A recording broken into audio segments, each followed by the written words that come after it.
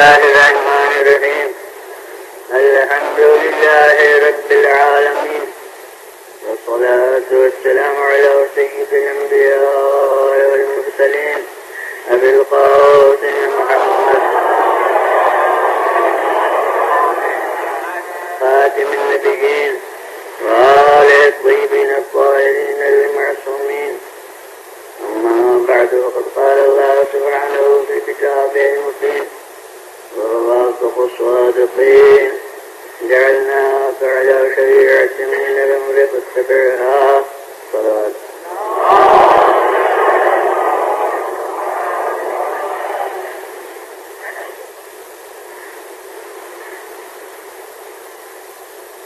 شریعت اسلام کی کچھ خاص چیزوں کو لے کر اس مطالبے کی گویا صنعت میں پیش کیا جاتا ہے کہ اب موجودہ دور میں اس قانون میں تبدیلی ہونا چاہیے. اس میں ایک بہت بڑی چیز پوچھے کی میراث ہے. یعنی شریعت اسلام کا یہ اصول کہ اگر بیٹے میت کے موجود ہیں تو پھر چھوٹا محجوب ہے اس کو میراث نہیں ملنا چاہیے. اس کو بغیر دردمندانہ انداز میں جذبات انسانی کو بیدار کرتے ہوئے اب جتنا انسان میں خطیبانہ انداز زیادہ ہو اتنے ہی زیادہ مؤثر کرنے والے طریقے پر عوام کی ہمدردی کے جذبات کو بیدار کرنے کی کوشش کی جاتی ہے اور اسی تناسب سے گویا اسلام کے قانون کو معاذ اللہ بے دردانہ اور بے رحمانہ ثابت کیا جاتا ہے. تو اب وہ جتنا پھیلا کے وہ اپنے مقصد کی خاطر اس کو پیش کریں میں بہرحال ان کے ترجمانی میں اس کو مختصر طور پر یوں کہہ سکتا ہوں کہ وہ ایک تو بیچارے کے سر سے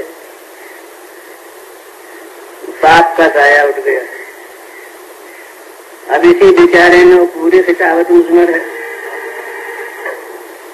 جتنا وہ اسے چاق و برف دے کر پیش کریں وہ اسی بیچارے کے لفظ میں موجود ہے. ایک تو بیچارے کے سر سے باپ کا سایہ اٹھ گیا اور اس کے بعد سن رہا یہ کہ اب وہ اپنی خاندانی میراث سے بھی محروم ہے اور چچاؤں کے رحم و کرم پر ہے. تو یہ کتنی بڑی بے رحمانہ شریعت کی گویا معاذ اللہ زیادتی ہے کہ یہ قانون نافذ کیا گیا. یہ ہے خدا کا اس اعتراض کا. اس میں منطق کوئی نہیں ہے صرف انسانی جذبات سے اپیل ہے.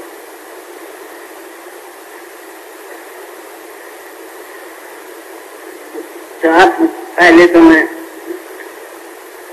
اور اصل اصولی حیثیت یہی ہے کہ نظام میراث کو دیکھا جائے کہ وہ کس اصول پر مبنی ہے اور اس کے لیے پھر نتیجتاً ایک جملہ یاد رکھیے کہ اصول جذبات کے پابند نہیں ہوتے.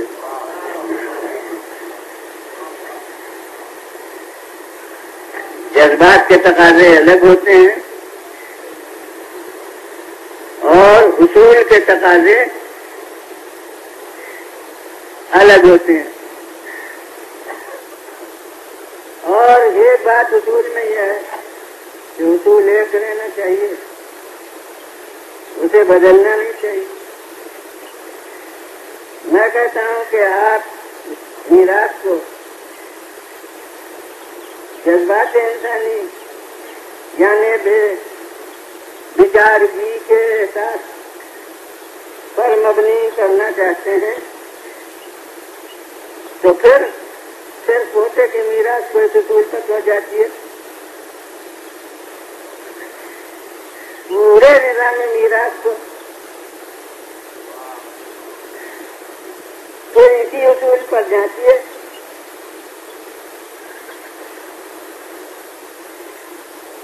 اصول کے لحاظ سے جو فرق بیٹے اور پوتے میں ہے وہی فرق باپ اور دادا میں ہے.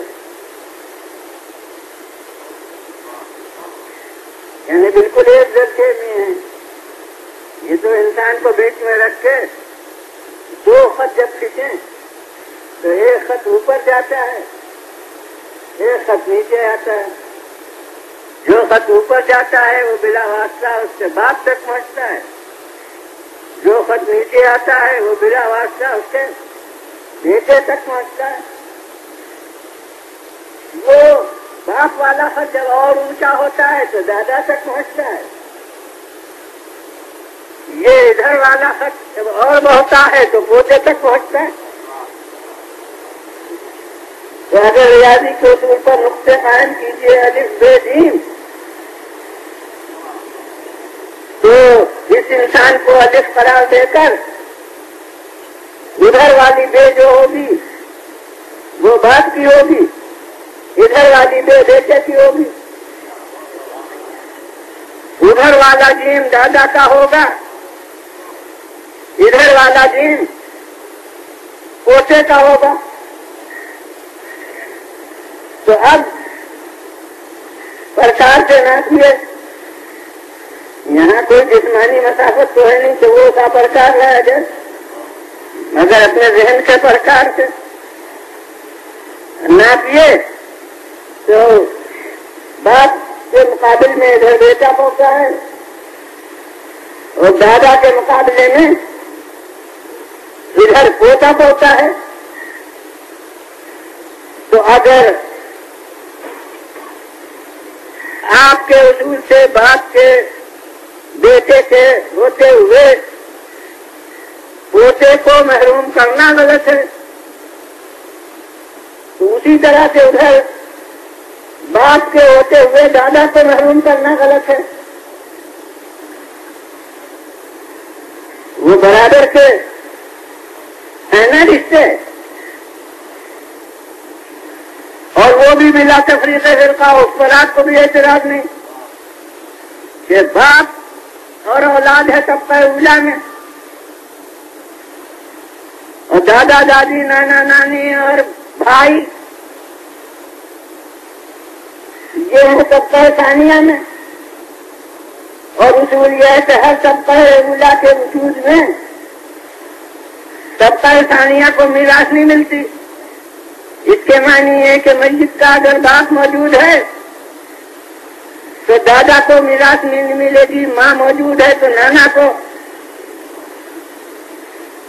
باپ یا ماں کوئی بھی ہے تو دادا نانا کسی کو میراث نہیں ملے گی. جیسے بھائیوں کو نہیں ملے گی ویسے ہی دادا اور دادی اور نانا اور نانی کو بھی نہیں ملے گی. طبقہ اولا کی موجودگی میں طبقہ ثانیہ کو نہیں ملے گی. بیچارے پن کے اصول سے جانچیے تو بسا اوقات بیٹے کے انتقال کے بعد باپ کو ریٹائر نہیں ہوا ہوگا مگر دادا بیچارہ ضرور ریٹائر ہو چکا ہوگا. باپ ماشاءاللہ صاحب دریا ہوگا معاش میں، اور دادا جو ہوگا وہ بیچارہ اب عمر کی جس منزل میں ہو تو وہ اس کے مقابل میں بیچارہ ہی ہوگا. لہذا اگر بیچارے پن پر میراث کی بنیاد ہے تو جس طرح خط نفس اس پر کھینچی ہے اسی طرح خط نفس اس پر کھینچیے. اصول بنائیے کہ نہیں بیچارے دادا کو میراث ملنا چاہیے، اور ماشاء اللہ باپ جو ہاتھ پیروں والا ہے اس کو نہ ملنا چاہیے. اس کو بات کیوں خاموش ہے؟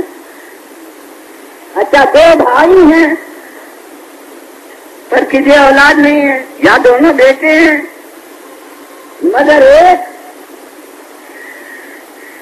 فطری طور کے اوپر بے دستوتا پیدا ہوا ہے. نقص ہوتے ہیں بعض پیدائشی جس کی وجہ سے نہ وہ تعلیم حاصل کر سکتا تھا اپنے ذہنی نقص کی وجہ سے، نہ وہ کسب معاش کر سکتا تھا اپنے جسمانی نقص کی وجہ سے. دوسرا بیٹا جو ہوا وہ ماشاءاللہ حیثیت سے مکمل، وہ تعلیم بھی حاصل کی، اس نے اعلیٰ درجے کی ڈگریاں حاصل کی. تو اب ظاہر ہے کہ وہ بیٹا یا بھائی بیچارہ ہے اور یہ بے نیاز ہے. یہ خود لکھپتی ایسا ہے کہ اس کو اتنی سی میراث ملنا اس کو کوئی اس سے خاص فائدہ بھی نہیں پہنچے گا. تب یہاں اصول بنائیے کہ دو بیٹے ہیں تو جو بیچارہ ہو اس کو میراث ملے، اور جو چارہ کار والا ہے اس کو میراث سے محروم ہونا چاہیے. لیکن شریعت کا اصول یہ کہ جب قرابت میں دونوں برابر ہیں، دونوں بیٹے ہیں یا دونوں بھائی ہیں، تو جو جتنا حصہ اس لکھپتی کو ملے گا اتنا ہی حصہ اس بیچارے کو ملے گا. کوئی فرق ان دونوں میں نہیں ہوگا کہ وہ لکھپتی ہے لہذا اس کو کیوں میراث ملے اور یہ غریب ہے لہذا اس کو میراث ملے. آپ نے کہا اچھا یہ بھی سیکھ، اب سے اس ترمیم کا بھی مطالبہ کریں گے. ابھی تک سوجی نہیں تھی، آپ نے ممبر سے ہم کو بتلا دیا تو اب یہ بھی ہم کہیں گے. تو میں کہتا ہوں کہ پھر بیٹے اور بھائیوں کی کیا قید ہے؟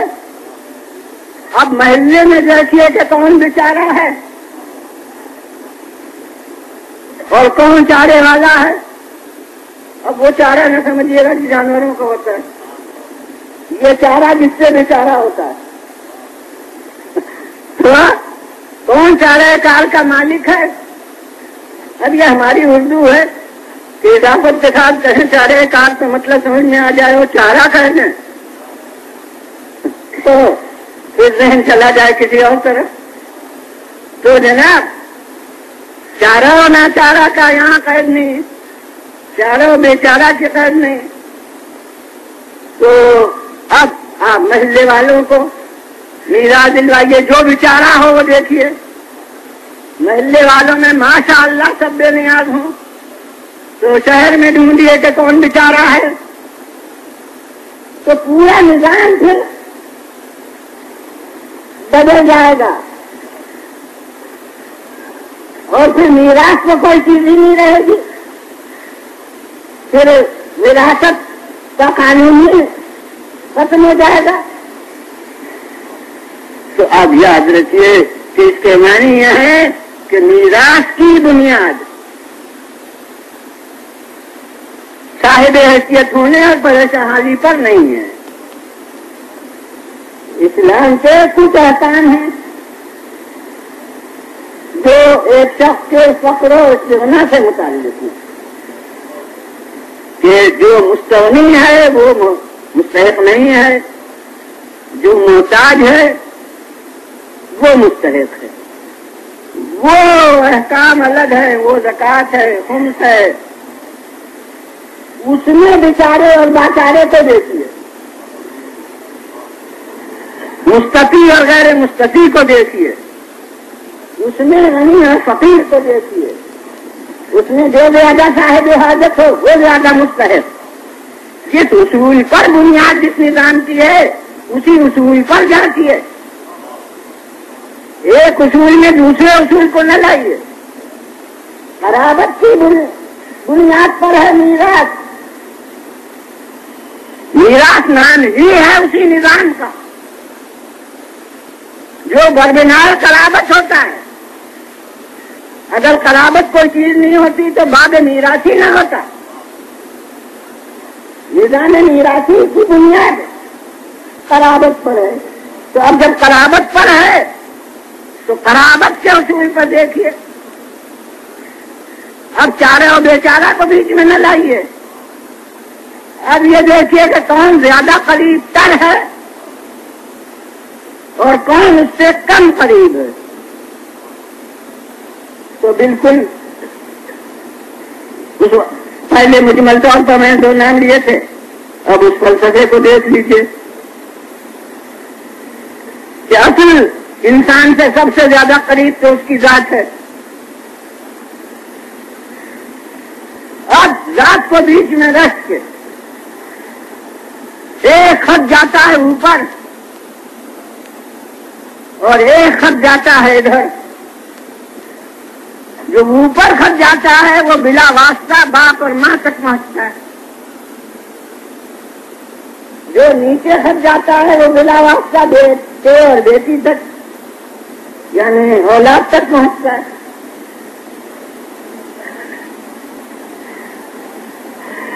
اس لیے طبقہ اولا میں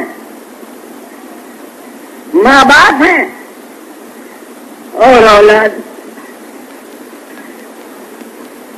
خواہ بیٹے ہوں اور خواہ بیٹی ہو، وہ حصے کی مقدار کا فرق ہو وہ الگ بات ہے، وہ اس وقت زیر بحث نہیں، مگر یہ کہ اصل قرابت ہے۔ اولاد اور ماں باپ ایک طبقے میں، یہی حقیقت ہے جسے قرآن مجید نے باپ اور اولاد کی میراث کے بعد کہا ہے کہ آباؤکم و ابناؤکم لا تدرون ایہم اقرب لکم نفعا۔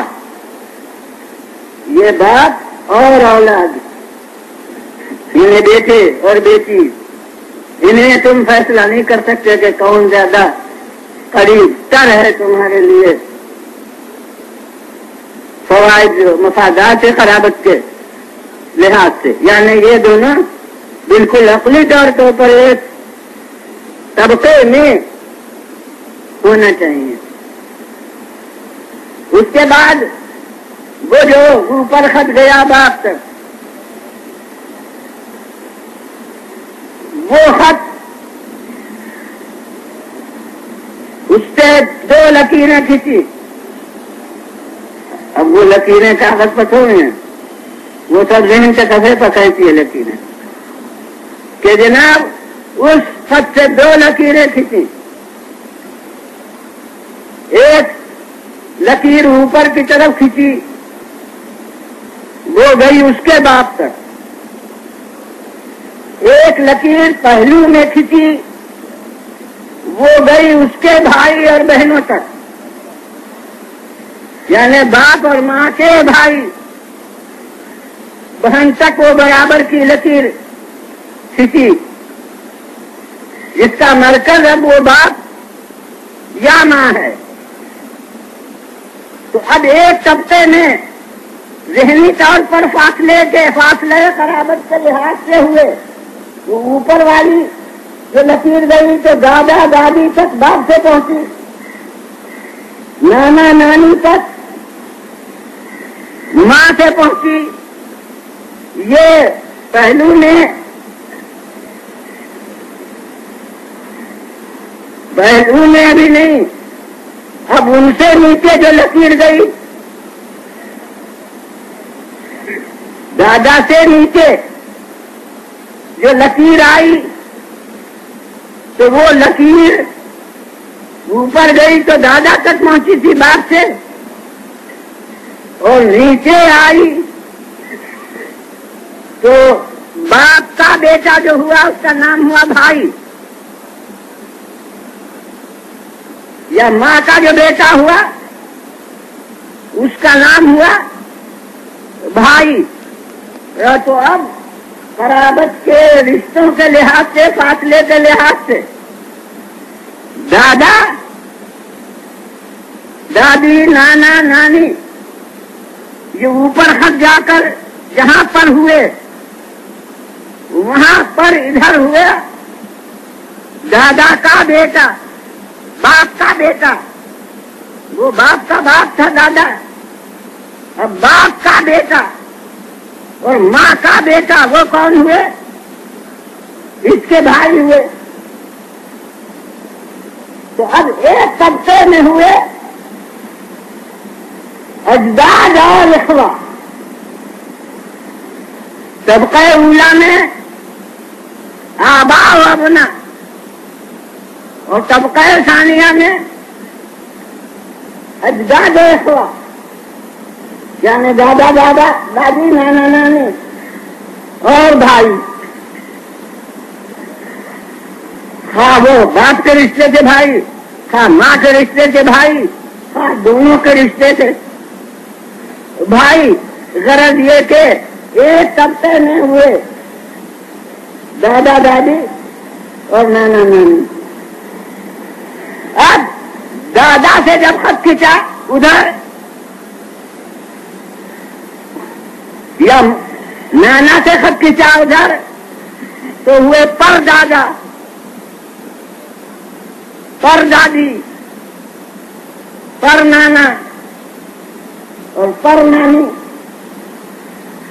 اور ان سے جب نیچے خط کھینچا یعنی دادا کا بیٹا وہ کون ہوا؟ چچا۔ نانا کا بیٹا وہ کون ہوا؟ ماموں۔ تو اب ایک طبقے میں ہوئے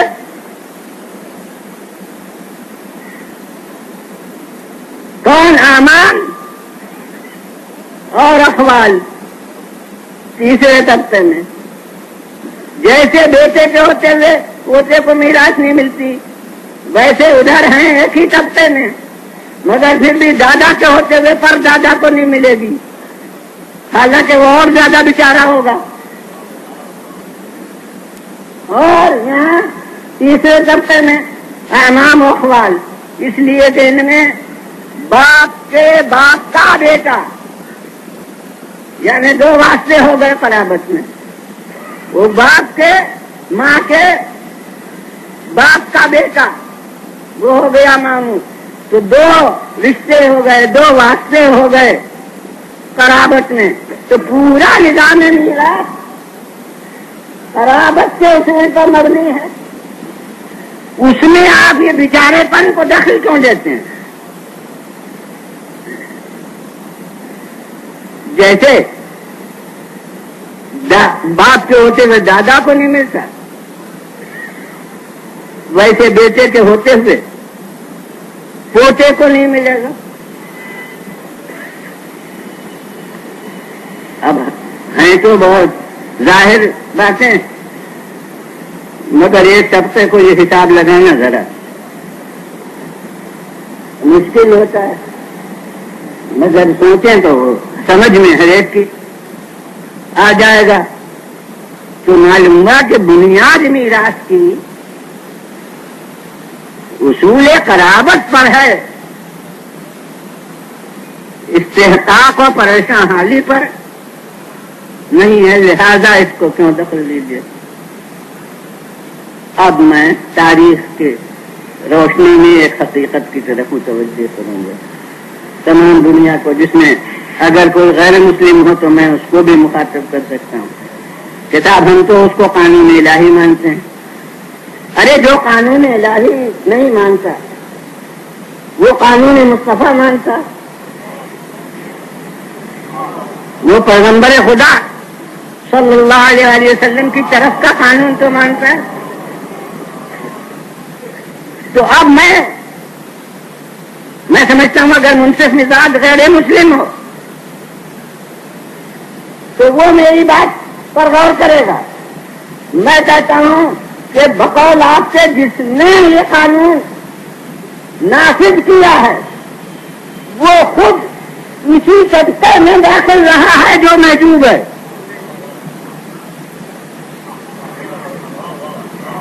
یعنی وہ خود اسی دور سے گزرا ہے کہ دادا کی زندگی میں اس کا باپ دنیا سے اٹھ گیا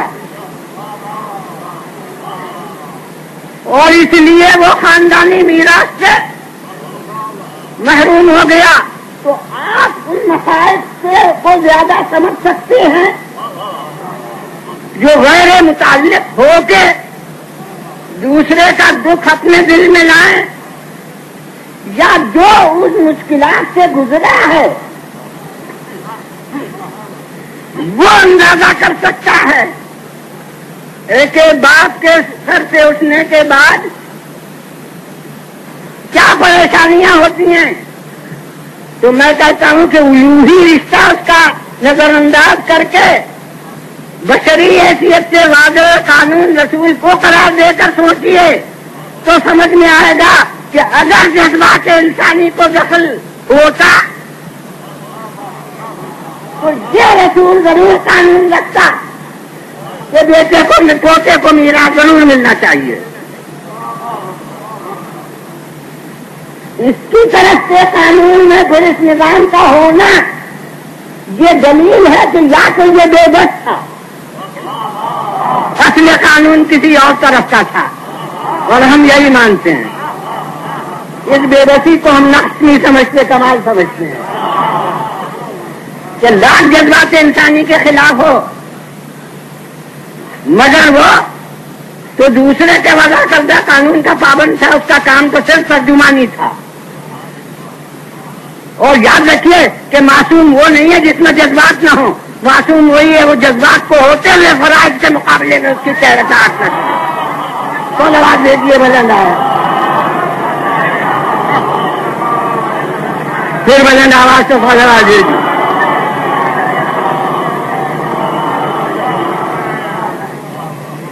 تو اس نے دیکھے قانون نافذ کیا تو وہ کیا جانتا نہیں تھا کہ پوتا اس حالت میں کیسا بیچارہ ہوتا ہے۔ ارے اس میں خود گزری ہوئی تھی۔ تو یا تو بس یہی مانیے کہ وہ بے بس تھا، اور یا سمجھیے کہ ارادتاً وہ بہرحال اس نے جس اصول پر مرتب کیا تھا، جذبات تو رکھتا تھا مگر بے اصول آدمی نہیں تھا، لہذا پورے نظام کو اس نے جس اصول پر قرار دیا تھا اسی اصول پر اسے بھی اس نے قرار دیا۔ جذبات کا اس میں کوئی دخل ہوتا تو وہ لحاظ کرتا کہ کیا گزرتی ہے پوتے پر، کچھ گزرا کرے، لیکن اصول کا تقاضا یہی ہے۔ اور اب مجمل تو سبھی جانتے ہیں مگر جو حقیقت ہے اس کو عرض کروں۔ آج تو معلوم ہے کوئی مجھے یاد بھی نہیں دلا سکتا تھا کہ آج جمعہ ہے، تو بہرحال وہ تو کبھی بدھ کو نماز جمعہ ہوئی ہو، اب تو غیر جمعہ میں جمعہ نہیں ہو سکتا، تو اب جمعہ تو آج بہرحال نہیں ہے۔ اور آپ نے دیکھا ہی کہ کچھ وقت روز سے زیادہ تمید میں صرف ہو ہی گیا۔ تو اب میں تاریخ کی طرف آپ کو متوجہ کروں گا۔ وہ بیچارے پن کا آپ کو جو تصور تھا تو رسول سے بہو کے کون بیچارہ ہو سکتا کہ کوئی یتیم ہوتا ہوگا کسی عمر میں، اور پیغمبر خدا صلی اللہ علیہ وسلم مستند تاریخی روایت یہ ہے کہ وہ دنیا میں پیدا ہی ہوئے یتیم، یعنی جب شکم مادر میں تھے اس وقت باپ کا سایہ سر سے اٹھ گیا. دنیا میں متولد ہی ہوئے یتیم اور جب باپ کی صورت ہی نہ دیکھی ہو تو ممکن ہے کہ آدمی کو عام نظام کے تحت یتیمی کا احساس ختم بھی ہو جائے. مگر کیا نظام قدرت ہے کہ جناب اس یتیمی کی یاد خالق کی طرف سے ان کو قائم رکھی گئی. اس لیے 40 برس کے بعد بعثت ہوئی اور اس کے کتنے دن کے بعد وہ سورہ اترا اور اس سورے میں کہا گیا کہ علم یجد کا یتیمن. کیا ہم نے آپ کو یتیم نہیں پایا؟ اور نہیں پایا کہ معنی یہ ہے کہ آپ کو برابر یاد رہا ہے اپنا یتیم ہونا. ہم کوئی نئی بات آپ کو نہیں بتا رہے ہیں. آپ کو خود یہ احساس قائم رہا ہے کہ آپ یتیم تھے تو ہم نے یتیم پایا. اس آیت کو میں ابھی دوہراؤں گا اس لیے یہاں آیت کو مکمل بھی نہیں کرتا. کیا ہم نے آپ کو یتیم نہیں پایا؟ یہ یتیم ہونے کی یاد اس ابدی کتاب میں کیوں دلوا دی؟ میں سمجھتا ہوں اسی یاد کے دن کے سدے بعد کے لیے، یہ یاد رکھنے کے لیے کہ دیکھو اس یتیم کے ذریعے سے یہ قانون دنیا تک پہنچا ہے. اس لیے اپنے بیچارہ ہونے کے تصورات کو یہاں دخل نہ دو. اسی یتیم کے ذریعے سے جس کے باپ کا سایہ سر سے اٹھ چکا تھا اسی کے ذریعے سے یہ قانون پہنچا ہے. اب جب باپ کا سایہ اٹھ جائے تو ہر شخص یوں بھی سمجھ سکتا ہے اور بعض لوگوں پر گزری بھی ہوگی کہ پھر ماں اپنے کو دوہری شفقت کا ذمہ دار سمجھنے لگتی ہے. جو ماں کی شفقت اولاد پر ہوتی ہے وہ بھی، اور پھر یہ احساس کہ بے باپ کا بچہ ہے لہذا میرے سوا اور کون ہے. مگر مرضی ہے خداوند کہ ابھی 6 برس ہے عمر کا کہ ماں کا سایہ بھی سر سے اٹھ جاتا ہے. اب جو یتیم الاب تھا وہ یتیم الابوین ہو گیا، جس کو ہم عرف عام میں ہمارے یہاں بعض لوگ یسیر کہتے ہیں تو وہ یسیر عربی کے لحاظ سے کوئی لفظ نہیں ہے، اس کو یتیم الابوین کہتے ہیں. یعنی باپ اور ماں دونوں طرف سے یتیم، بن باپ اور بن ماں کا بچہ ہو گیا. مگر دادا ابھی تک زندہ ہے، جناب عبد المطلب. اور اب ان دادا نے اپنی کفالت میں لیا، وہ اب سرپرست بنے. انہوں نے پرورش کی اور کس شان سے. طبقات ابن سعد میں روایت ہے جو قدیم ترین اس وقت ہمارے ہاتھ میں تاریخ ہے، طبری سے بھی مقدم، ابو حنیفہ دینوری سے بھی مقدم. دو یوں تو مصر وغیرہ میں بھی چھپی ہے، مگر ہالینڈ کا ایک شہر لیڈن ہے، وہ لندن نہیں. میں پہلے اس کو لندن پڑھا کرتا تھا کہ اس میں دیکھے نقطے نیچے لگے ہوئے، تو وہ کوئی شہر ہالینڈ کا ہے، وہاں چھپی ہے طبقات ابن سعد. تو اس میں جناب طبقات ابن سعد میں ہے کہ جناب عبد المطلب کی مسند فناء کعبہ میں، فنا کسے کہتے ہیں؟ مکان کے دیوار کے آگے جو میدان ہو اس کو فنا کہتے ہیں.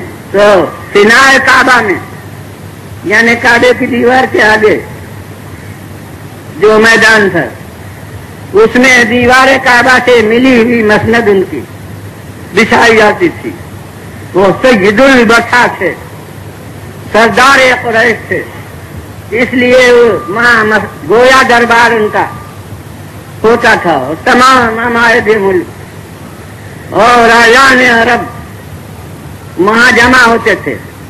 تو جب تک کہ جناب عبد المطلب نہیں آتے تھے، اب یہ لفظیں میری ہیں مگر مضمون سب میں ہی کا ہے، طبقات ابن سعد کا حوالہ دے چکا کہ جب تک جناب عبد المطلب نہیں آتے تھے ان کے کسی بیٹے کی مجال نہ تھی کہ اس مسند کو قدم رکھ دے، مگر اس کمسنی کے عالم میں حضرت محمد مصطفیٰ صلی اللہ علیہ وسلم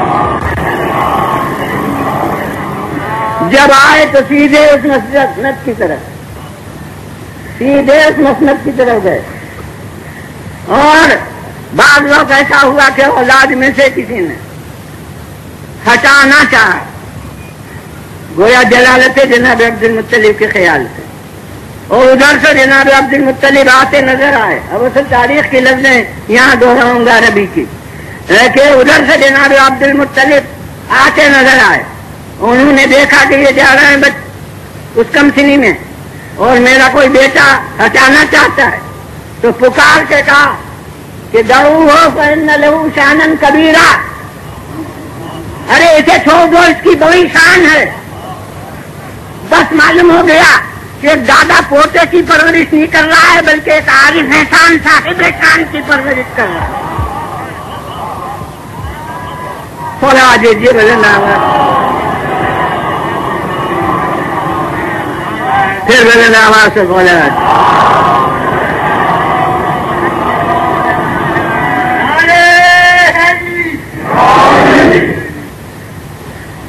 مگر قدرت کا انتظام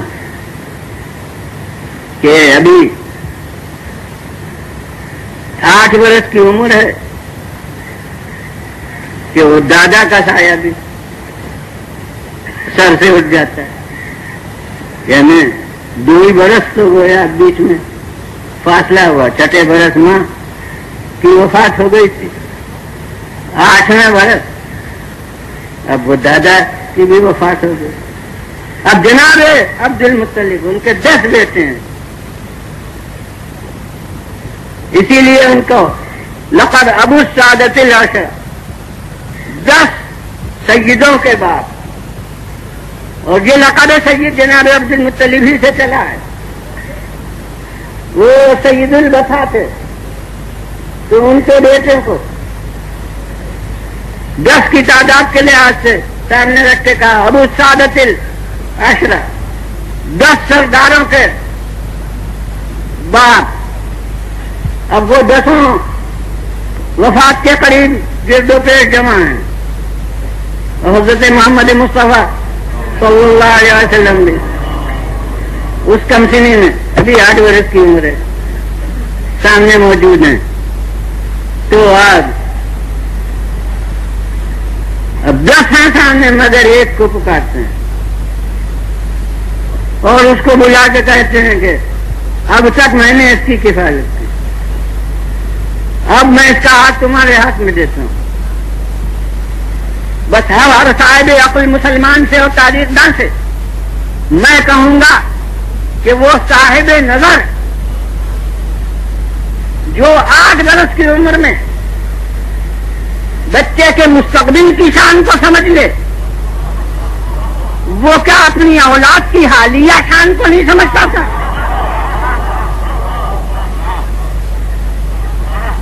تو آخر یہ 10 میں ایک ہی،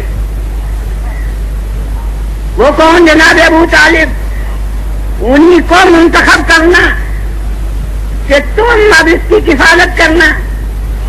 اس کے معنی یہ ہے کہ وہ جانتے تھے کہ جس شان کا عارف میں ہوں اس شان کا عارف میری اولاد میں سے رہی ہے. تو آواز بھیجیے والا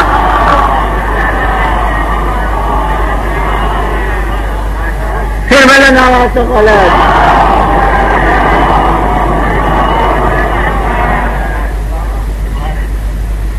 اور اب قدرت کی طرف کا انتظام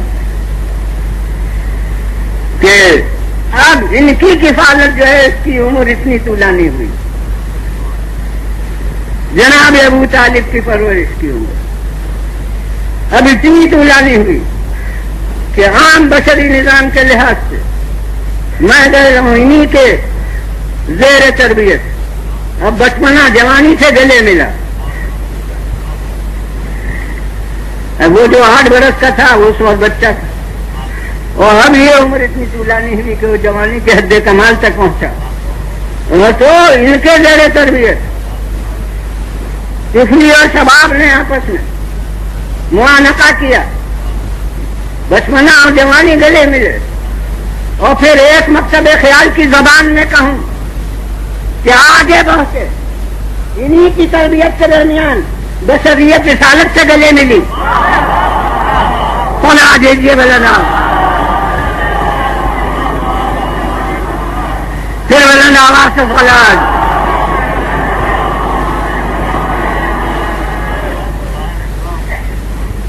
اب اتنی عمر ان کی طولانی ہوئی کہ ابھی تک جو محافظ ذات رسول تھا وہ اب محافظ پیغام رسول ہو گیا, اور جو اب تک شخصیت محمد مصطفیٰ صلی اللہ علیہ وآلہ وسلم کے لیے آفات زمانہ سے سینہ سپر تھا, وہی اب بحیثیت پیغمبر ان کے پیغام کے اجرا میں مخالفین اسلام کے مقابلے میں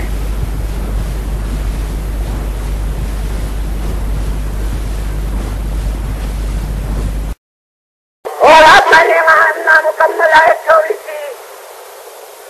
اب قرآن نے کہا علم یجد کا یتیمن فآوا, کیا ایسا نہیں ہوا کہ اللہ نے آپ کو یتیم پایا تو آپ کو پناہ دی.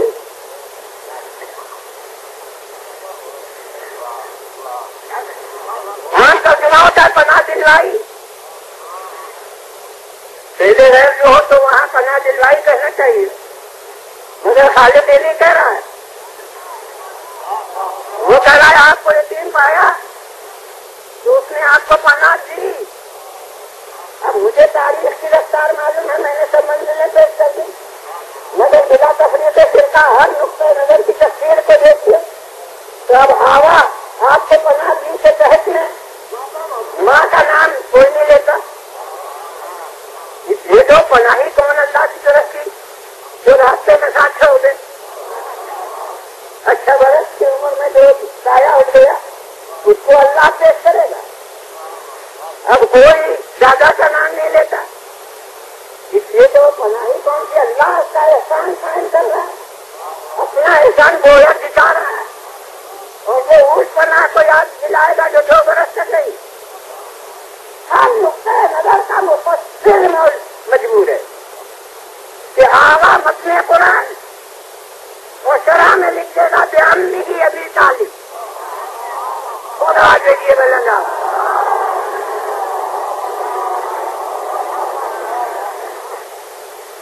اللہ کے جملے سے ترجمہ اس میں ختم ہو گیا تھا, اور اس نے یقین پایا کہ آپ کو پناہ دی نہیں. اب یہاں مجبور ہیں لکھنے پر شرح میں کہ ان کے چچا ابو طالب کے ذریعے سے. تو اب اور فرمائیے کہ پناہ دینا پہلے ابو طالب ہوا تاریخ کی نگاہ میں, اور قرآن کی زبان میں اللہ کا پناہ دینا حضور بڑی بلند منزل ہے یہ کہ کسی کام کا اور ہو اور اللہ اپنا کام کرے.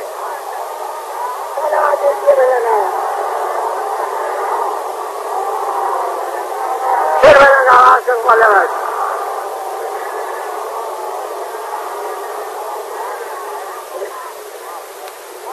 وہ یہ نہیں کہہ رہا ہے پناہ دلوائی, وہ کہتا ہے کہ اللہ نے پناہ دی. اور اب جناب ابو طالب نے پرورش بچپن میں کس طرح کی وہ بھی بڑی قدیم ترین مولوی ابن سعد.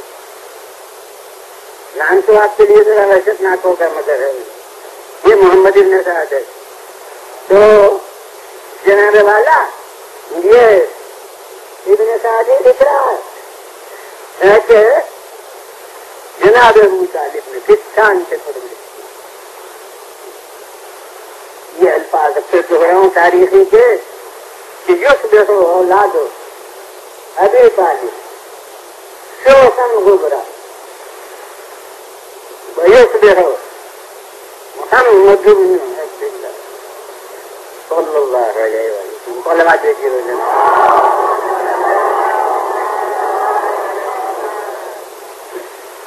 ذهينا كفيلا جامن اور ذرا عادل گہری نظر سے غور کیجیے. یہ کارنامہ جناب ابو طالب اتنا نہیں ہے جتنا کارنامہ فاطمہ بنت اسد ہے. ارے وہ علی بن ابی طالب کے والد ہیں, یہ جناب علی بن ابی طالب السلام کی والدہ ہیں. تو یہ جو مورخ کی نگاہ نے پہلو محسوس کیا ہے, عام بشری نظام میں اس کا تعلق جناب ابو طالب سے اتنا نہیں ہے جتنا جناب فاطمہ بنت اسد سے. وہ ترجمے سے آپ محسوس کریں گے کہ وہ مورخ لکھتا ہے اور ایسی نمایاں چیز تھی کہ جو تو تاریخ بنی. ہر نگاہ نے اسے محسوس کیا کہ خود ابو طالب کی اولاد اکثر اس طرح نظر آئی ہے کہ بال بکھرے ہوئے ہیں, چہرہ غبار آلود ہے, جیسے گھر میں بچے رہتے ہیں. اکثر باحال پریشان غبار آلود خود ابو طالب کی اولاد نظر آئی ہے. مگر محمد مصطفیٰ جب نظر آئے تو آنکھوں میں کاجل لگا ہوا اور بال آراستہ اور پیراستہ. تو اس کے معنی ہے کہ ایک دم کے لیے کسی کے ذہن میں احساس پیدا نہیں ہوا ہونے بھی یا کے بے باپ کا بچہ ہے. ایک لمحے کے لیے کسی کے ذہن میں, بلکہ دنیا نے اس کو غیر معمولی چیز محسوس کیا جو جزو تاریخ بنی. کیونکہ تاریخ کا جز وہی چیز بنتی ہے جو غیر معمولی ہو. جیسے اخبار کا جو معیار اخبار کا ہے حالیہ خبروں کے لیے, وہ معیار تاریخ کا ہے گزشتہ خبروں کے لیے. تو میں نے ایک دفعہ اخباری معیار, اخباری خبر کا معیار, اخباری میں ایک پڑھا تھا. تو کسی نے پوچھا کسی ماہر اخبار سے کہ بھائی اخبار میں آنے کے قابل کون خبر ہوتی ہے؟ اس نے کہا بھائی یہ سمجھ لو کہ کتا آدمی کو کاٹ لے تو یہ اخبار میں آنے کی کوئی خبر نہیں ہے, اور آدمی کتے کو کاٹ لے تو بھائی یہ چیز اخبار میں آنے کی. اب آپ نے سمجھا کہ غیر معمولی بات جب تک نہ ہو اس وقت تک وہ جزو تاریخ یا جزو اخبار نہیں بنتی ہے. کون کون سے بچوں کو دیکھا کرتا ہے کہ کون کس حال میں نکلا اور کون کس حال میں نکلا, جس کے معنی ہے کہ دنیا اشتیاق سے دیکھتی تھی. تو یہ دن باپ کا بچہ بھی کبھی پر ایسا حال نظر آتا ہے. تھوڑا دیکھیے بجانا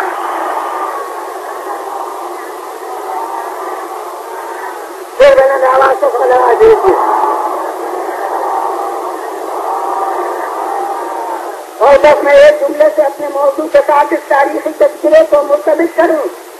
میں کہتا ہوں کہ پیغمبر اسلام انہوں نے قانون وہ رکھا, گویا قیامت تک کے لیے انہوں نے نگاہوں کو اپنی سیرت کے ذریعے سے بھی موڑ دیا کہ دیکھو قانون تو یہ ہے کہ بیٹوں کے ہوتے ہوئے پوتا محروم ہے, مگر دیکھو یہ مثال بھی یہیں سے لینا کہ چچاؤں کو وہ کرنا چاہیے جو ابو طالب نے محمد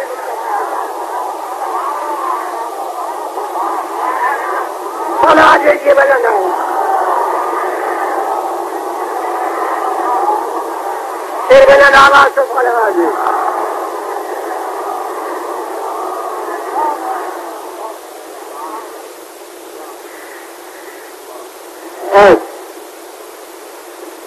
میں تو کہتا ہوں کہ قرآن احسان شناس تھا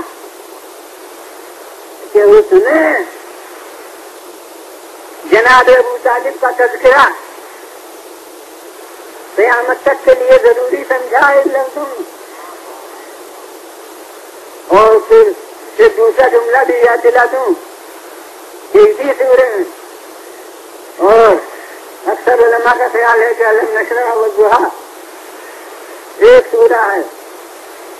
ایسے سوروں میں احتیاط نماز میں یہ ہے کہ ہر سورہ پڑھے، یہ سے سورے احتیاط یہ ہے کہ سورہ حمد کے بعد پڑھے ہی نہ جائیں، جن میں اختلاف ہے کہ ایک ہیں یا دو ہیں، اور وہ دو سورے یہ ہیں والضحیٰ اور علم نشرح۔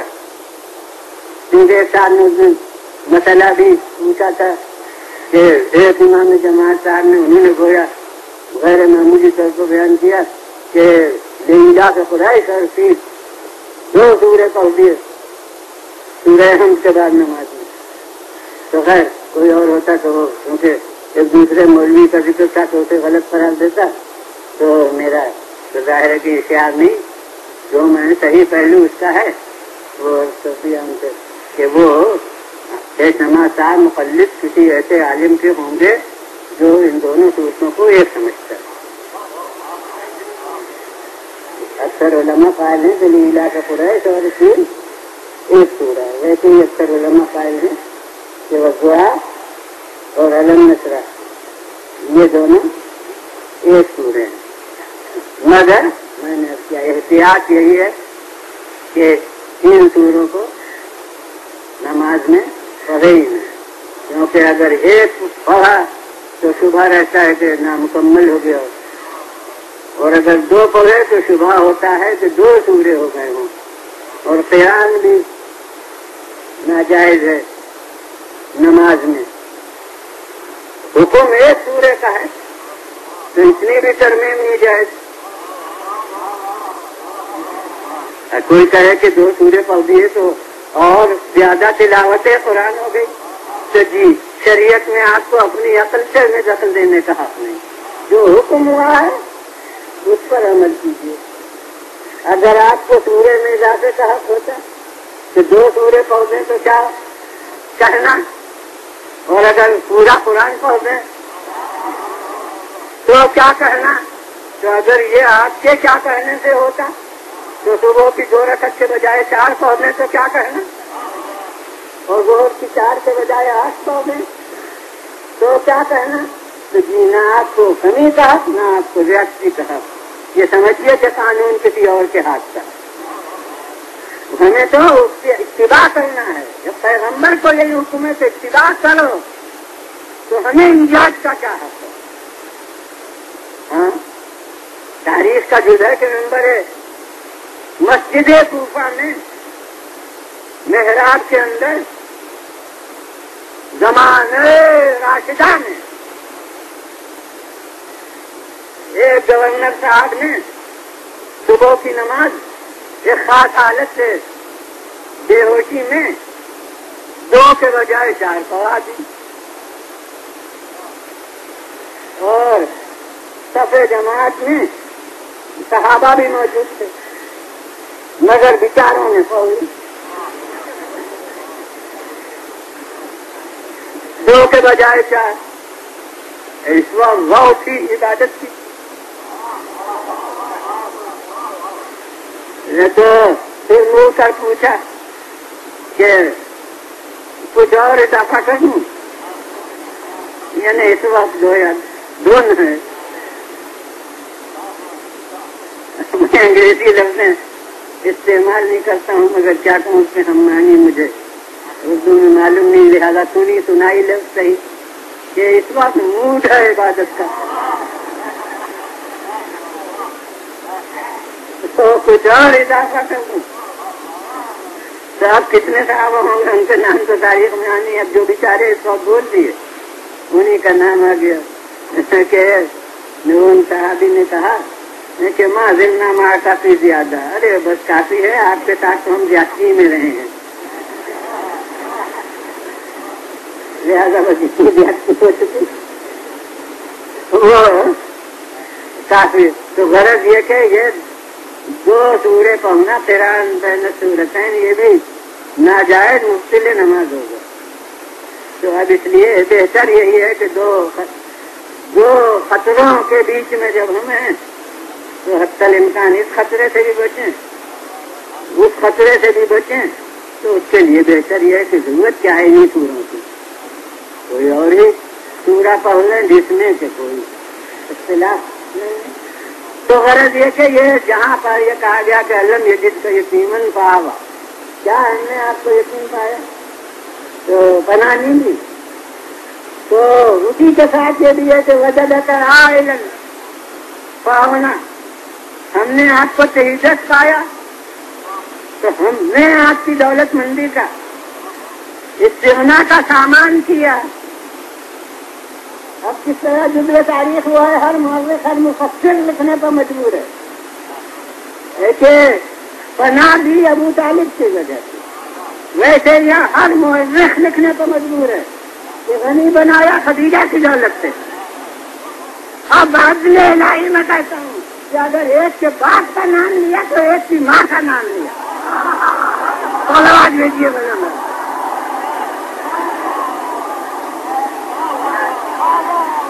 پھر بولے آواز کو صلوات۔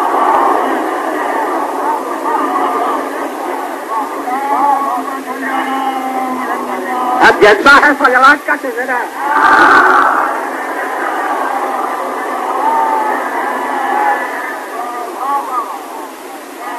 پھر بولے آواز کو صلوات۔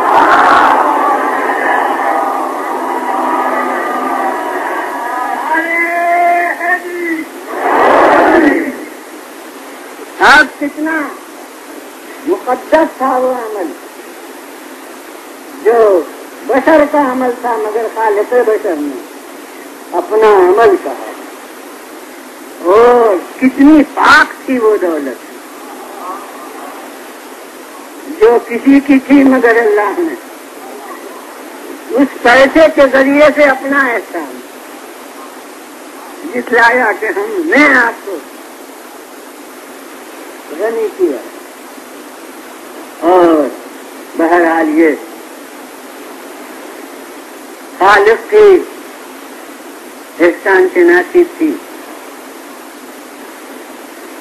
ارے اس کے رسول پر احسان تھا تو اسے وہ مانتا ہے، اس کے دین پر احسان تھا تو اسے وہ مانتا ہے، ان پر کون احسان کرے گا؟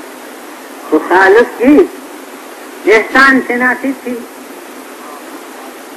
تو خود رسول کی طرف سے امکانی احسان شناسی خدا کی قسم تھی، اور وہ بھی بحکم الہی کہ انہوں نے مجھے پالا تو میں ان کے فرزند کی پرورش کروں۔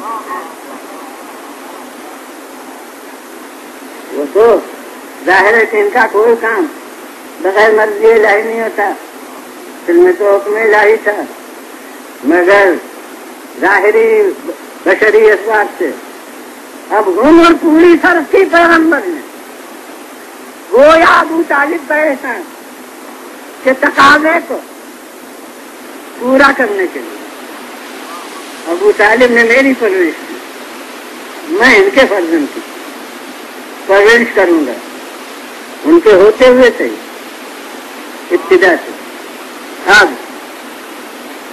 سب ابو طالب سے زیر تربیت ہیں، باپ موجود ہیں، مگر علی ابن ابی طالب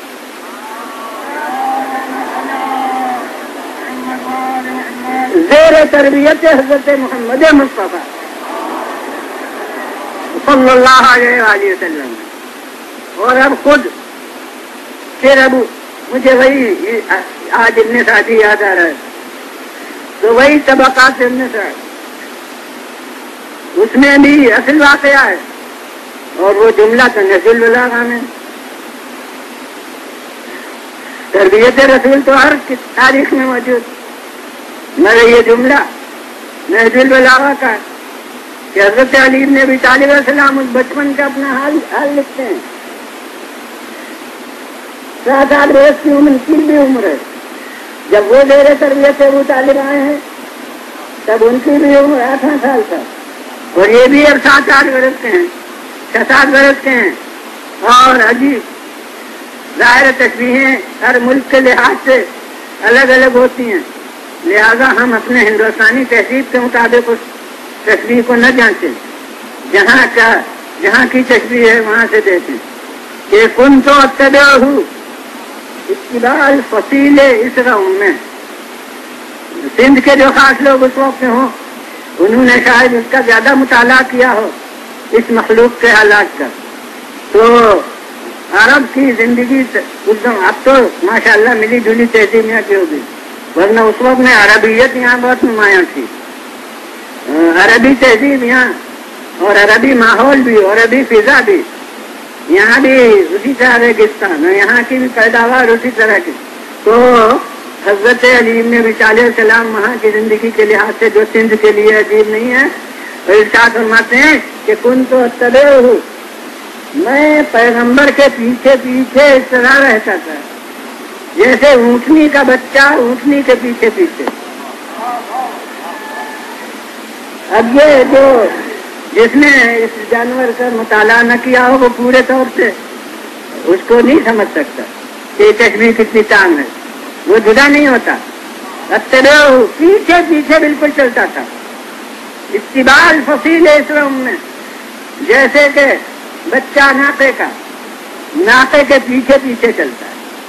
اب یہ تشبیہ تو ہم وقت حاضری اور ہم وقت پیچھے رہنا یہ اس کے لحاظ سے، اور اپنا خصوصی احساس اس وقت ہے کہ کن تو ارا نور النبوت واشم و ریحہ رسالہ، میں نبوت کی روشنی دیکھتا تھا، یہ قبل بعثت میں نبوت کی روشنی دیکھتا تھا اور رسالت کی خوشبو سونگتا تھا۔ بس ماشاءاللہ صاحبان نظر ہے، میں کہتا ہوں جو قبل بعثت نبوت کی روشنی دیکھ رہا ہو اور رسالت کی خوشبو سن رہا ہو، اس کے لیے سوال پیدا ہوگا کب ایمان لایا؟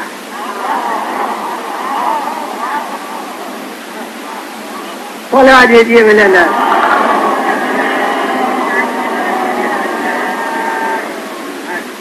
تو میں کہتا ہوں جس طرح میرے ایمان میں قبل بعثت بھی رسول پیغمبر تھے، اور کوئی مانے نہ مانے لیکن خود اس صادق کی زبان سے جو سن چکا ہو کہ کنت نبیا و آدم بین الماء والطین، میں اس وقت بھی نبی تھا جب آدم کا پتلا آب و گل میں تھا، تو اس کے معنی یہ ہے کہ ان کا منصب اس وقت نہیں ملا جب بعثت ہوئی، بلکہ اظہار رسالت پر مامور اس وقت ہوئے۔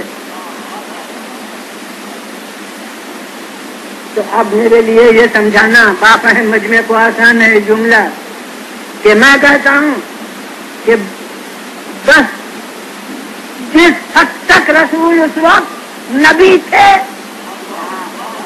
اسی حد تک یہ مومن تھے، اور جس معنی سے وہ آج رسول ہوئے اس معنی سے انہوں نے آج ایمان اختیار کی۔ بولا آج یہ بجانا پھر بلند آواز سے بولا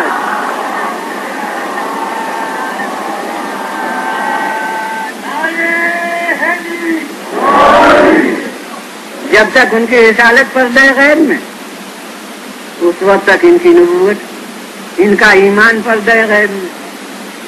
جب رسالت بے حجاب ہو کر سامنے آئی، اور آپ کی جانی پہچانی لفظوں سے میں کہوں کہ جب اس رسالت کا وقت ظہور آیا تو ان کا ایمان عالم ظہور میں آ گیا۔ اب ان کی کیا عمر؟ 10 برس۔ تو بلا شبہ جیسے 8 برس کی عمر میں آدمی بچہ ہوتا ہے، ویسے ہی 10 برس کی عمر میں بھی بچہ ہی ہوتا ہے۔ اب دنیا اس وقت کی عمر کو دیکھ رہی ہے اور حق ہے دیکھنے سے، اب ایمان کا انکار تو نہیں کر سکتی، لیکن کہتے ہیں بچپنے میں ایمان لائے۔ مجھے بھی بچے کو روحا بنانے کا شوق نہیں ہے،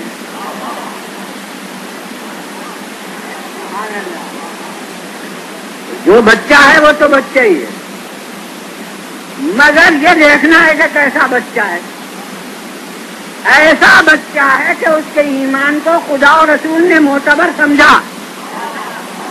اب آپ اگر مسلمان ہیں تو فیصلہ کیجئے کہ آپ معتبر سمجھیے یا نہیں۔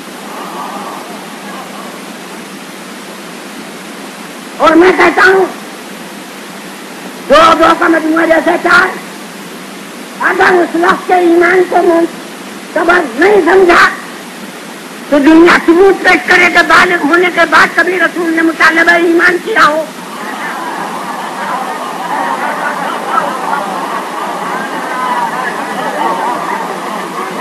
سنا دیجیے بلند آواز۔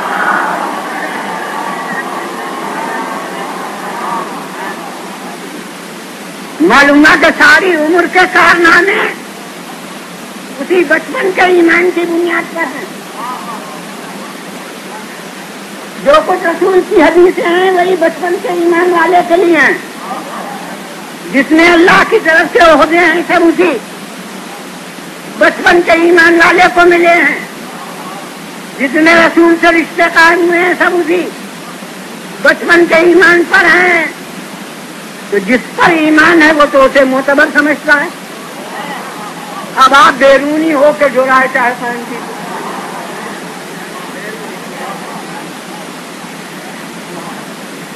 اور اس کے بعد اب 10 برس کے ہیں سب ایمان ہے قبول اختیار کرتے ہیں آپ کی زبان میں، اور اب 13 برس کے ہیں تو وہ معاہدہ ہوتا ہے جس کا نام ہے بیعت شیرہ۔ اور جناب اب وقت پورا ہو گیا، اب جمعہ بھی ہوتا تو وقت ہو گیا تھا، جتنا بیان سننا چاہیے اس سے زیادہ ہو گیا، تو اب جناب حضور والا نہیں ہے۔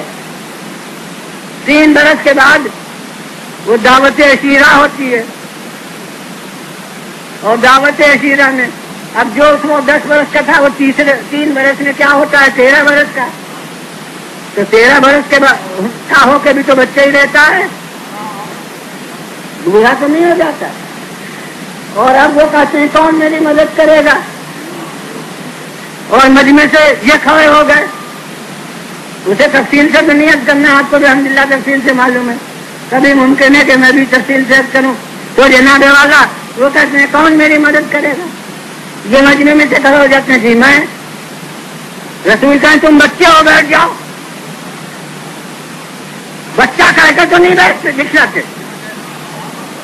اور معاہدہ ہے قانونی چیز، اور بچہ کہتے ہوئے نہیں بٹھلاتے، بلکہ کہتے ہیں کہ اچھا پھر دیکھو یہ ہے جس نے معاہدہ کیا اور جس نے اس کے نتیجے ہیں اس کو اس وقت نہیں پیش کرنا ہے، آپ کا تو دل چاہتا ہوگا پیش کرنا، لیکن سب کو نہیں کہنا، وہ لفظ یاد ہیں حفظ تاریخ میں متفق علیہ کہ آپ کہہ دیتے ہیں دیکھو یہ ہے۔ اور تو اب رسول نے بچہ تھے مگر ذمہ دار بچہ سمجھا، اور اب باپ جو تھا وہ 13 برس کا تھا، جائے اسلام کے سوال کے وقت 10 برس کا تھا، تو 10 برس اور 13 برس میں وہ اس کی نظر میں ذمہ دار فرد تھا، اور مباہلے کی منزل میں اب بیٹے جو ہیں وہ 6 و 7 برس کے ہیں، اور وہ گواہ رسالت بن کے آتے ہیں۔ اور یاد رکھیے کہ میں نے 6 و 7 انتہائی کا یعنی وفات رسول کے وقت، ایک 6 برس کا تھا ایک 7 برس کا، اور مبالغہ ظاہر اس سے پہلے ہوا، اور بہرحال ایک اس میں سے اپنے پیروں چل رہا تھا، اور ایک کو پیغمبر اپنی گود میں لائے تھے۔ ایسا تھا کہ رسول اپنی گود میں لائے تھے، یعنی اور سب کے لیے تو لے جانا مجاز ہے، اس کے بارے میں لے جانا حقیقت ہے۔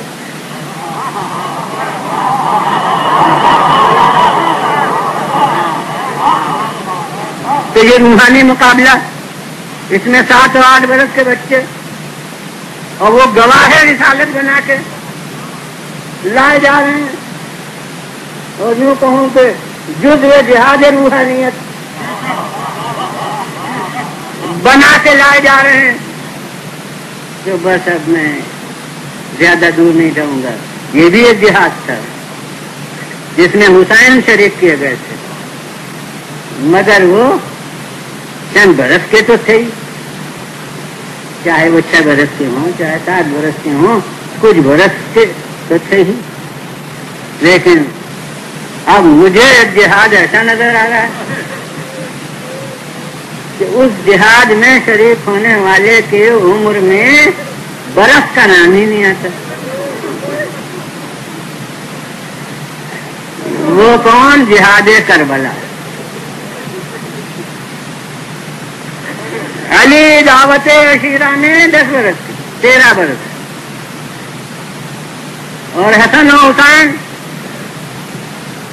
معرکہ مباہلہ میں 6 و 7 برس کے. تو ارتقا تو ہو رہا ہے، مگر ارتقا عدد سال میں میں دکھلا رہا ہوں. اور اب کربلا میں جو آتا ہے جزو جہاد ہو کر، اس کی عمر کی تو پیمائش 6 مہینے ہے. علی اصغر کے نام کے ساتھ 6 ماہ تقریباً جز ہے، اور یہاں عمر کے لحاظ سے سال کا نام ہی نہیں. اور جب ہم تاریخ میں مدتیں دیکھتے ہیں تو کچھ عجیب حقیقت سامنے آتی ہے. مولا کا سفر مدینے سے کب؟ 28 رجب کو. 10 محرم کو شہادت، 6 مہینے تو ہوئے. اور شہزادے کی عمر کتنی؟ 6 مہینے. تو میری سمجھ میں تو ایک حقیقت آئی اس سے، وہ یہ کہ جیسے رسالت پیغمبر منتظر رہی ان علی کے ایک عمر تک پہنچنے کی، ویسے اقدام حسین منتظر رہا اس علی کے دنیا میں آنے کا.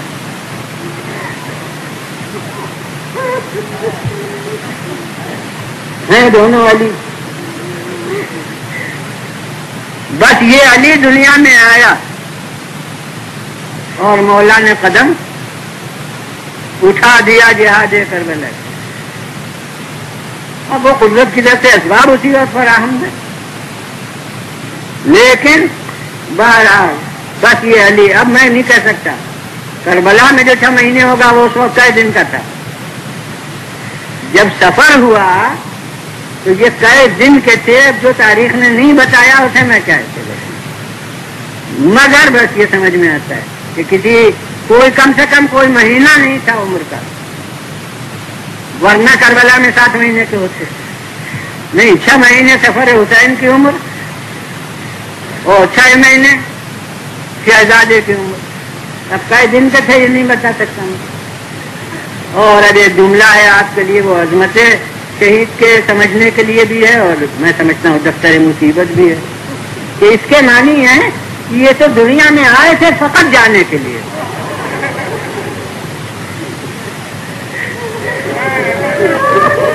ماشاء اللہ.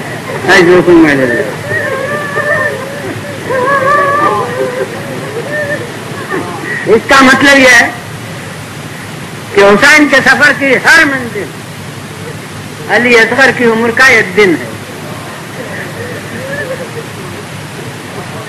اور بس جب مولا کا سفر اختتام تک پہنچا تو علی اصغر کی عمر انتہا تک پہنچی. اور اب میں ظاہری حیثیت سے کہہ رہا ہوں کہ عمر ان کی انتہا تک پہنچی، اور میں کہتا ہوں کہ ایک عمر ختم ہوئی اور ایک عمر کا آغاز ہوا.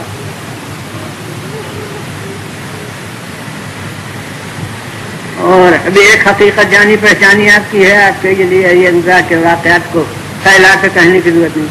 میں کہتا ہوں کہ کربلا کے دن تک تو مجھے معلوم ہے کہ کون اکبر تھا اور کون اصغر، مگر کربلا کے بعد تو جو عمر علی اکبر کی ہے وہ عمر علی اصغر کی ہے.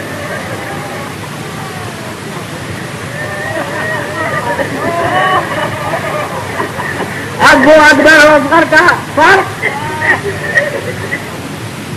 اب عشر عاشور کے بعد نہیں رہا. اور میں کہتا ہوں کہ اکبر کی اس عمر سے تو واقف شاید کوئی ایک طبقہ ہی ہو، مگر یہ اصغر کی عمر جو ہے یہ تو ہر نقطۂ نظر کا انسان، اس میں مذہب و ملت کا بھی سوال نہیں. اور بس اب اس مجاہد کی ایک عظمت کا دوسرا پہلو آپ کے سامنے پیش کروں، وہ یہ کہ ایک صاحب نے اس کی سوال بھی کیا، وہ شاید میرے ان بیانات میں نہیں شریک ہوئے ہیں جن میں نے اس پہلو کو پہلے بھی روشن کیا کہ کربلا میں ترتیب شہداء پورے تاریخ اسلام کے اصول کے خلاف تھی. تاریخ اسلام میں ہمیشہ عزیز آگے رکھے گئے، اصحاب پیچھے رکھے گئے. اسی امیر المومنین نے ایک دورہ میں بھی فرمایا ہے کہ جب سخت وقت ہوتا تھا تو مولا اپنے یعنی رسول اللہ اپنے عزیزوں کو آگے رکھتے تھے، اصحاب کو پیچھے رکھتے تھے. مگر کربلا کا میدان پہلا موقع ہے تاریخ اسلام میں کہ یہاں اصحاب پہلے رکھے گئے، عزیز بات کو رکھے گئے. کیا میں تاریخ اسلام سے واقف ہوں اور معاذ اللہ حسین جن کے گھر کی چیز تھی وہ تاریخ اسلام سے واقف نہیں تھے؟ پھر کیا فرق ہے؟ یاد رکھیے کہ ہر جنگ میں چونکہ یہ طے شدہ ہوتا تھا کہ کچھ شہید ہوں گے کچھ بچ جائیں گے، تو وہاں اگر اصحاب آگے رکھے جاتے اور عزیز پیچھے رکھے جاتے تو اس کا مطلب یہ ہے کہ غیروں کو پٹوانا ہے، اپنوں کو بچانا ہے. کربلا کے میدان میں یہ تو طے شدہ تھا کہ یہ جو خیموں کے باہر ہیں ان میں سے بچنا کسی کو نہیں ہے. امکانات حیات تو شب عاشور کے خطبے میں عطا کیے جا چکے تھے. کربلا میں صورت واقعہ یہ تھی کہ جو پہلے چلا گیا اس کی مسافت مصیبت مختصر ہو گئی، جو زیادہ وقت تک رہا اس نے شدت وقت کا زیادہ مقابلہ کیا. ارے سب مسائل تو ایک طرف، پیاسی کو لے لیجئے جہاں 7ویں سے پانی بند ہو اور عرب کی دھوپ کے ساتھ آتش کا سیلاب طوفانی ہو رہا ہو تو جو پہلے جائے اس کی پیاس کی عمر کم، جو زیادہ رہے اس کی پیاس کی عمر چشمہ لبی کی طولانی. ممکن ہے کسی ذاکر سے آپ نے سنا ہو، مگر جہاں تک میرا مطالعہ ہے کربلا میں یہ نہیں تھا کہ عزیزوں نے آگے جانا چاہا ہو اور اصحاب نے پیروں پر سر رکھ دیے ہوں کہ ہم آپ کو نہیں جانے دیں گے جب تک ہم زندہ ہیں. جی نہیں، کربلا کا کارنامہ میرے نزدیک تکلفات کے ماتحت نہیں انجام پا رہا تھا. میں تو ایسا محسوس کرتا ہوں اس حقیقت کی روشنی میں جو عرض کر رہا ہوں کہ مولا نے حکمن پابند بنایا تھا کہ جب تک اصحاب میں سے ایک بھی ہے خبردار کوئی عزیز میدان میں نہ جائے. میں اپنی لفظوں میں اس کا مطلب یہ سمجھتا ہوں کہ مولا گویا کہہ رہے تھے کہ علی اکبر تمہیں کیا حق ہے کہ کوثر پر جا کے سیراب ہو جاؤ اور میرا حبیب ابن مظاہر پہ آتا رہے.